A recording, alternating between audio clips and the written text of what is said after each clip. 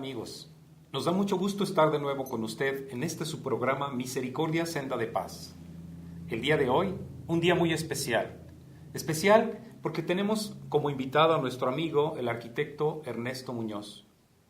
Él nos compartirá el tema el jueves de Corpus. Y en torno a esto será nuestro programa. Bienvenido, Ernesto. Gracias, Toño, por la invitación. Yo creo que lo especial es precisamente el tema que tocamos, el Corpus Christi, la fiesta, solemnidad, no fiesta, sino solemnidad del cuerpo y la sangre de Cristo. Pues bien, entramos de lleno a esto. Sabemos nosotros que esta celebración, esta solemnidad en la Iglesia Católica tiene lugar un jueves que se ha determinado el jueves de Corpus. ¿Qué nos podrías comentar en torno a esto de que sea un jueves? ¿Por qué en jueves? ¿Y qué origen tiene? Bien, Toño, ¿qué día instituyó nuestro Señor la Sagrada Eucaristía? Pues desde luego que un jueves, y yo creo que esta es la pauta más importante, ¿no? Que sea en jueves. Sí, nuestro Señor instituyó la Eucaristía el Jueves Santo, la última cena, previo a lo que sería su agonía, su presión y muerte, y resurrección posteriormente. Desde siempre la Iglesia ha venerado los jueves como un día completamente eucarístico. Y entonces la celebración a esta solemnidad, desde luego que un jueves quedó, pero que ni mandado a hacer.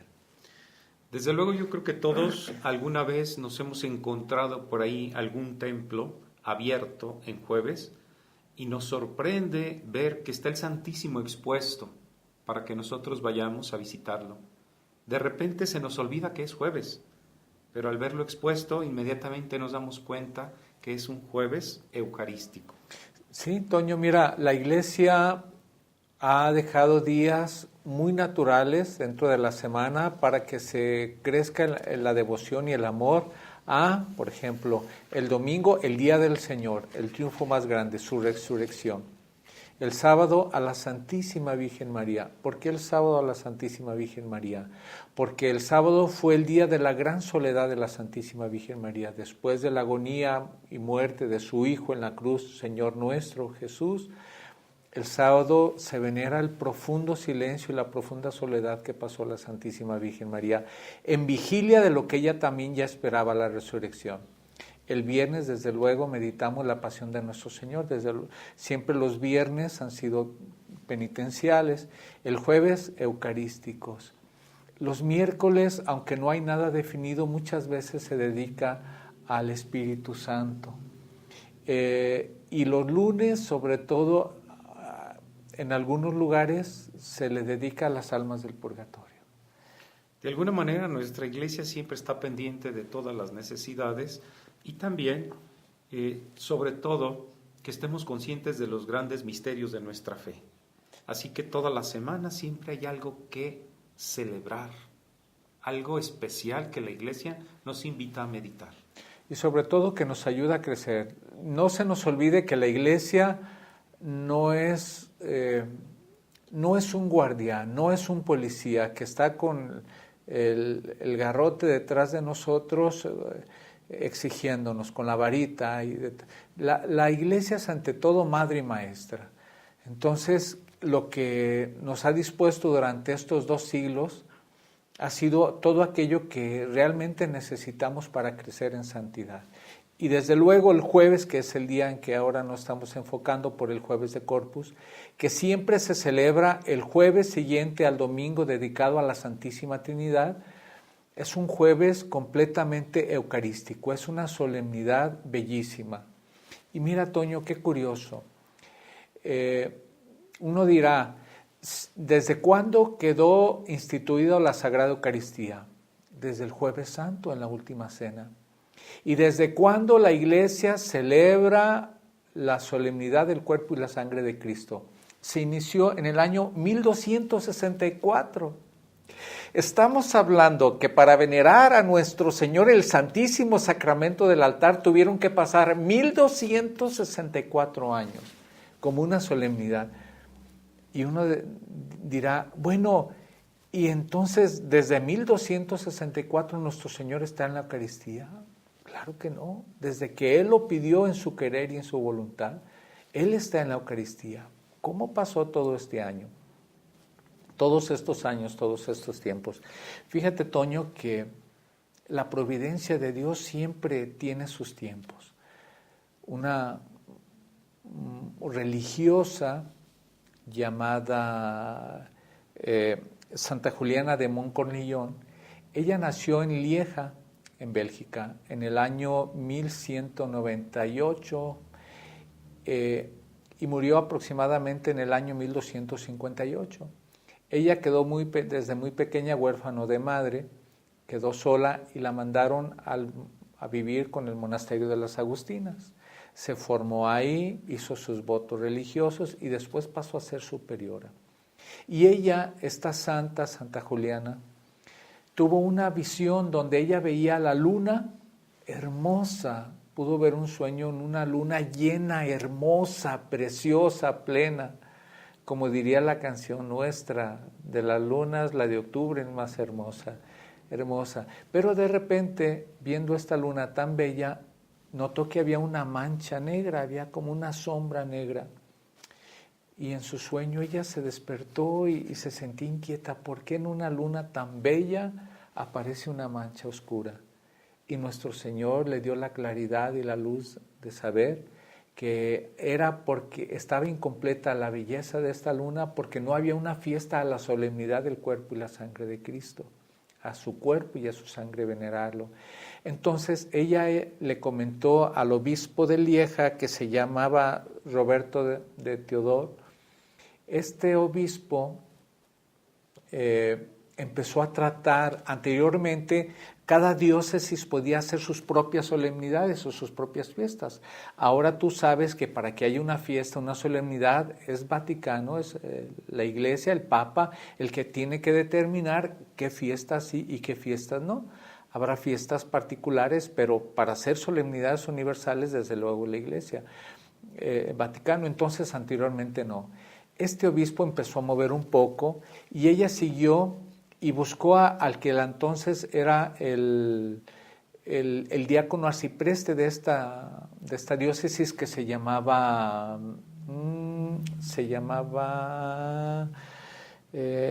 Jacques Pantaleón. Jacques Pantaleón fue primero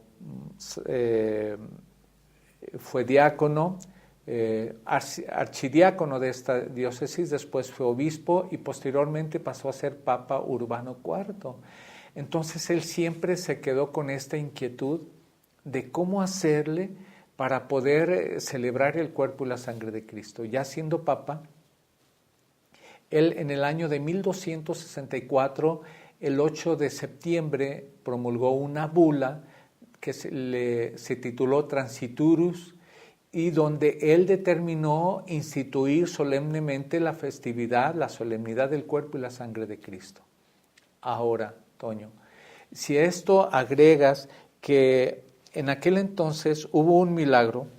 Antes de que nos comentes del milagro, yo quisiera comentar algo al respecto. Es bueno que nos demos cuenta que cuando la Iglesia toma una determinación sobre una fiesta o solemnidad como esta que estamos nosotros comentando del Jueves de Corpus, no nace de la noche a la mañana ni tampoco como un antojo del Papa. Esto es una respuesta del pueblo católico que rendía este culto de adoración al Santísimo y que lo venían haciendo de forma aislada y separada en diferentes regiones. ¿Qué es lo que sucedió? Pues que el Papa le dio la unidad que necesitamos en la Iglesia. Todos juntos, la Iglesia Universal fue declarado el Jueves de Corpus en este día que nos comentas. Pero fue porque venía con un montón de tradición que la gente ya pedía que se instituyera este día.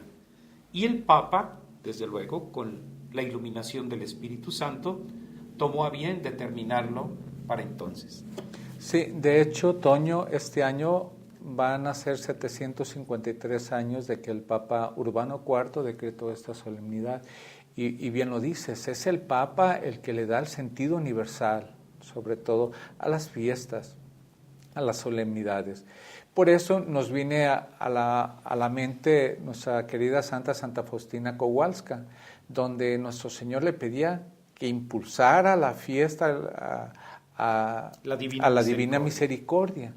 Y fue precisamente el Papa San Juan Pablo II quien instituyó esta fiesta, ¿verdad? Y ya es una fiesta universal, una solemnidad universal. Pues pasó exactamente con esto. Pero fíjate, Toño, cómo se dan las cosas. En aquel año, con el Papa Urbano IV, estamos hablando de mediados del siglo XIII, él no vivía en Roma, como actualmente viven los papas. Él vivía en una ciudad cercana que se llama Orvieto. Y a Orvieto hay otra pequeña población que se llama Bolsena. Y en esa época en el que el Papa Urbano IV estaba ahí en Orvieto, llegó un sacerdote alemán llamado Pedro de Praga. Iba como peregrino a Roma y llegó a esta ciudad de Bolsena. Y aunque un sacerdote fervoroso, lo que tú quieras, pero con muchas dudas, sobre todo de la Eucaristía.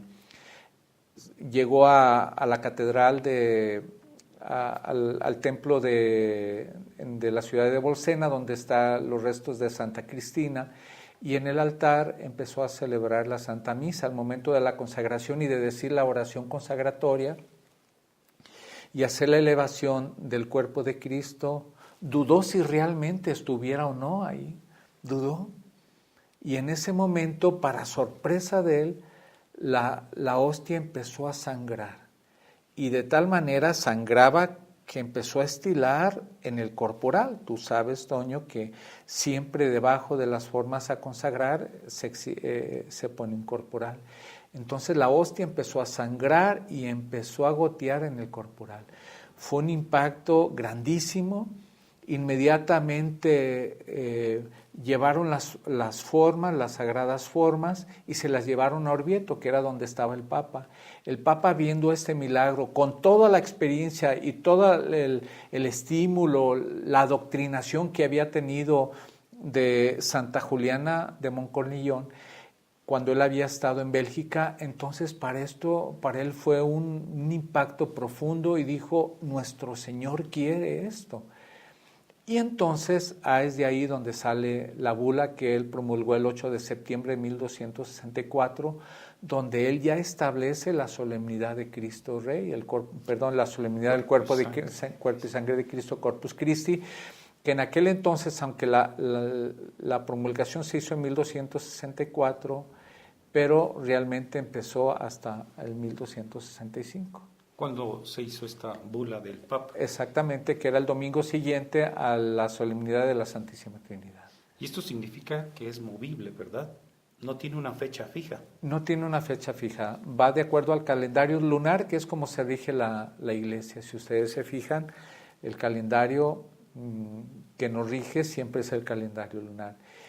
En aquel entonces las procesiones eran muy solemnes, eran con varipalio por todas las calles, de una manera muy solemne.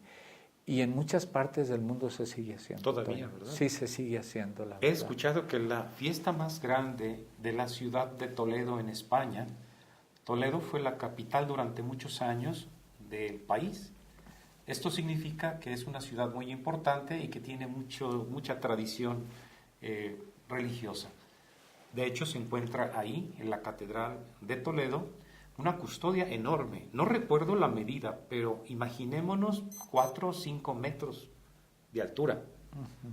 Y el jueves de Corpus sale esta custodia en procesión por toda la ciudad y es la fiesta más grande de la ciudad de Toledo. De tal manera que gente de todo el mundo va a la procesión de Toledo para entrar en comunión con esta adoración al cuerpo y la sangre de Cristo. Quizá esta sea una ciudad y un ejemplo de lo que es grandioso que todos lleguemos a hacer esta adoración al Santísimo. Y en este caso que estamos hablando del cuerpo y la sangre de Cristo, pues estamos conociendo un poco de historia, cómo nació esta tradición y cómo la tenemos ahora en nuestros días. Sí, Toño, y sobre todo, mira algo muy importante. Nuestro Señor es el mismo ayer, hoy y siempre. Nosotros cambiamos, modificamos, cambia la cultura, la manera de relacionarnos, muchas cosas cambian, pero nuestro Señor es eterno, es el mismo ayer, hoy y siempre. Él no cambia. Entonces, el mismo que ayer consagró, el mismo que ayer dio su cuerpo y sangre por nosotros, el mismo que quedó crucificado en ese Viernes Santo, el mismo que resucitó glorioso el domingo de resurrección, es el mismo que está en la hostia, inmutable, no cambia. No es como nosotros, un día de buenas, un día de malas, un día de buenas, un día de malas. Él es el mismo. Y nuestro Señor se merece todo el amor, toda la adoración, toda la correspondencia. La Santísima Virgen María le decía a una sierva de Dios, hay 3 obligaciones principales para cualquier cristiano. Primero es adorar a Dios. Nuestro Señor se merece toda la adoración, toda la veneración, toda la gratitud. Punto número 1. Segundo, nuestro Señor se merece el reconocimiento, que le conozcamos para que le amemos, porque nadie puede amar lo que no conoce, y que se le reconozca a nuestro Señor como nuestro Dios, como nuestro Señor, como nuestro Salvador, y que Él está donde Él quiso estar. Él está donde Él quiso estar, no donde al Papa se le ocurrió, no donde al obispo se le ocurrió, no donde a alguien en especial se le ocurrió. Él quiso estar en esa hostia consagrada, Él quiso estar en las pequeñas especies de pan y vino. Y si Él lo quiso, ¿quién le puede decir que no? ¿Quién le puede enmendar la plana a Dios? Entonces reconocerlo y conocerlo, ¿dónde está? Y tercero, amarlo. Dios es completamente digno de amarlo, de ser amado. Entonces, en la hostia consagrada, en cualquier acto de adoración, en cualquier cenáculo, en cualquier sagrario, aún más si está expuesto, es para adorarlo, es para reconocerle y es para amarlo.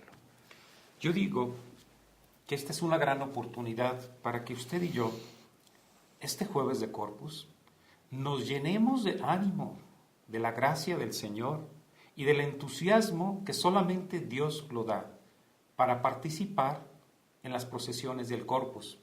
Sabemos que todos los templos hacen su procesión, así que no desaproveche esta oportunidad porque siempre redunda en beneficio propio.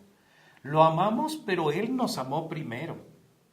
Nosotros lo reconocemos, pero Él se hace el encontradizo. Así que nosotros tenemos que adorarlo porque es el único y verdadero Dios. Y si nosotros lo reconocemos en el jueves de Corpus, estamos diciendo que creemos fielmente que ahí está el cuerpo y la sangre de Cristo. Que no necesitemos de milagros para estar completamente seguros. Me viene a la mente el pasaje de Santo Tomás, cuando llega Jesús resucitado al cenáculo donde estaban orando y le dice, ven, mete tu dedo y mete tus manos en mi costado y no dudes. Dichoso aquel que cree sin ver. Una vez comentaba el señor cura Muñoz Porras, que teníamos aquí en la parroquia de San Francisco, dice, a mí me parece que hoy en nuestros días, a 2000 años de distancia de que estuvo Jesucristo con nosotros en la tierra, hemos conocido tanto que no debemos de tener la más mínima duda como para pedirle un milagro. Señor, contigo estoy, tú eres mi Señor y tú haz lo que tú quieras conmigo. Qué difícil es en situaciones dolorosas, de enfermedad, pero que el Señor es el que nos da la gracia y Él, estando con Él se las ingenia para que nosotros encontremos la paz que necesitamos para nuestras vidas. Te voy a decir algo, Toño. Mira, hablábamos de darle adoración y veneración a nuestro Señor. Nadie es capaz de una sola obra buena si no es Dios quien te impulsa. Cuando uno siente el deseo de ir a adorar a nuestro Señor, hacerle una corta visita al Santísimo, cualquier acto de adoración, de culto, por mínimo que sea, cualquier obra buena, por pequeña que sea, es siempre Dios quien la pone en nuestro corazón. Nosotros por sí mismos no somos capaces de nada bueno. Es nuestro Señor quien le impulsa en nuestro corazón. Lo único que nosotros tenemos que hacer es dejar que fluya su gracia en nosotros.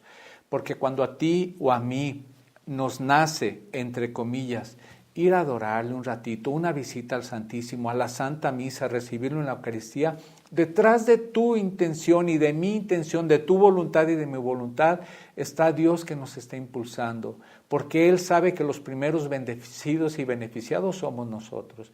Esa es la primera. De nosotros no puede salir nada bueno si no es Dios quien nos impulsa, es la voluntad de Dios. Y segunda, hablabas que no necesitamos de milagros para creer en 2000 años. ¿Sabes qué, Toño?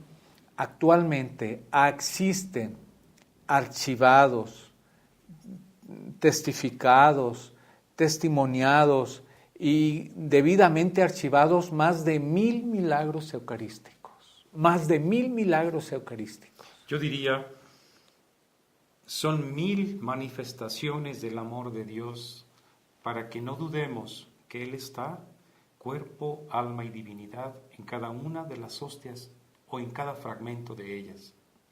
Y si han sucedido estos milagros es porque Dios así lo ha querido y Él ha visto a bien que sucedan. Pero, desde luego, esto nos lleva a crecer en el fervor, a afianzar nuestra fe, y muchas veces tambalea nuestra fe y necesitamos ese impulso. El Señor se las ingenia para ver cómo, pero de que hay milagros, más de 1000 están documentados. Sí, Toño, y la verdad, mira, en el Santísimo Sacramento se alcanzan grandes gracias. Alguna vez escuchaba a un sacerdote, ahorita no recuerdo su nombre, Carlos Spahn, si no me equivoco, el sacerdote Carlos Spahn, sería él, no lo recuerdo, que decía, cuando uno va al Santísimo Sacramento, hay que poner el corazón en su presencia, nuestros sentidos en su presencia, y dejar que ese baño de luz que sale de su hostia, de la hostia consagrada, aunque no lo veamos, que penetre en nuestras almas, que penetre en nuestra mente, que sane nuestro corazón. Ahí está la fuente de la vida, pero nos hemos olvidado de Dios, nos hemos enfriado, y en Jesús está el calor y la devoción. Actualmente, por ejemplo, ¿con qué batallas y fatigas se puede llevar adelante la adoración nocturna? Por ejemplo, que es para mí el grupo por excelencia eucarístico. ¿Y con qué batallas? ¿Cuántos turnos hay ya incompletos? Y ahora, gracias a Dios, las mujeres han ido participando. ¿Cuánto se necesita? Nadie le cierre su corazón a Dios, y sobre todo, mira, Toño, tú que también eres miembro de la adoración nocturna, no es lo mismo tener una adoración en el Santísimo en el transcurso de algún momento del día como hacerlo en la noche. En la noche es una bendición impresionante, sobre todo en la madrugada, cuando uno está solo y en silencio delante del Santísimo a la 1, 2, 3 de la mañana, 4 de la mañana, y lo único que tiene uno que estar haciendo delante de Dios es adorarlo, es reconocerlo y es amarlo. Yo por eso me gustaría invitarlos a quienes puedan hacerlo de ustedes, integrarse al grupo de la adoración nocturna. Casi ya en todas las parroquias de esta ciudad hay turnos de adoración. Aquí en la parroquia de San Francisco hay muchos y algunos ya han bajado un poquito. Entonces, integrarnos, porque acercarnos al Santísimo Sacramento es ante todo tener nuestra propia vida, es dejar que Jesús penetre en nuestro corazón. Es el mejor regalo que tenemos. Y si no lo podemos hacer por alguna razón, casi siempre y todos los días está expuesto en la parroquia o hacer una visita en el sagrario, ahí donde esté encerrado, culto. Un Señor, te amo, ¿verdad? Un Señor, te quiero. Cuentan de una anécdota muy, muy especial en Francia, que un sacerdote siempre veía que un pordiosero se acercaba todos los días como entre 2 y 4 de la tarde, 1 y 3 de la tarde, quedaba como 2 horas ahí siempre delante del Santísimo. Y el sacerdote lo veía, lo veía, lo veía, lo veía, lo veía. Y llegó un día en que no lo vio, y al día siguiente no lo vio, y al día siguiente no lo vio, y al día siguiente no lo vio. Entonces pensó que algo hubiera pasado con esta persona, empezó a indagar y llegó a buscar a los diferentes hospitales hasta que lo pudo encontrar en un hospital que estaba muy, muy gravemente enfermo, por eso había dejado de ir.